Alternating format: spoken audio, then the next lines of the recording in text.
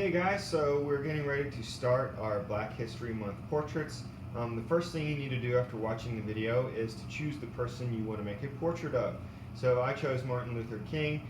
I've got him here. You can either pause the video or find an image and use that, but you need to look at this image to create your artwork today. You'll need scissors, glue stick, pencil eraser, and then brown paper and white paper. If you don't have different shades of brown or any brown or white paper, I can get you guys that stuff when you come to school. So I've got several different shades of brown. I need to pick the one that I think works best for Martin Luther King. So I'm going to just kind of move some of the stuff off to the side.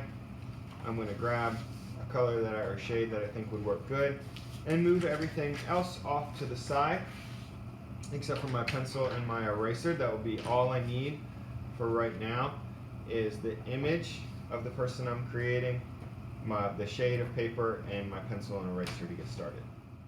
Alright guys, so next step is we need to draw our person's head, and first you see me figuring out how big I want to make it. So don't make it too tiny. I'm going to figure out how tall and how wide I want to make it, so I kind of make a little box first for the head. And then everything else I draw is going to fit in that box. So I start with the cheekbone to the jawbone on the front side of the face, and then I'm going into the forehead, trying to figure out the curve for the forehead, and then I just kind of piece my way around to the other side of the jaw, trying to fill in these curves. I'm going to start next with the ear. It's really important. He has a very unique ear. When you're doing a drawing, that you're looking and using your eyes to try to see if you can capture the exact curve. You really have to look. You can't just say, all right, this is it, and draw a curve and say, I'm done. You have to use your eyes, and then you have to sketch. And sometimes you have to sketch and erase.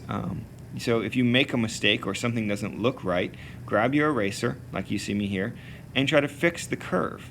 Also, I'm doing sketch lines when I'm drawing. These aren't solid lines. They're kind of lines that I'm using over and over. Next step you want to do is a little bubble cut, and then cut along the outside of the head shape. And once you get it all cut out, you need to grab a piece of paper for the shirt color of your person. So for me, that was black. He does have a little white on his shirt, but I'm just worried about the black part.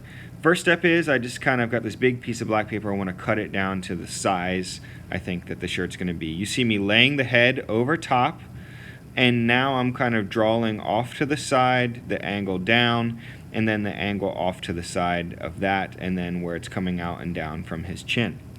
So next step is I want to cut that out, and then I'm going to kind of cut a little line between those two lines. So there is going to be some overlapping for where the head is, but that's okay. It makes it a lot easier to glue together. I didn't like exactly the position, so I slid it over a little bit, drew another line, and then I'm going to cut up. First thing I'm going to glue down is the shirt, and then I'm going to glue down the head on top of the shirt.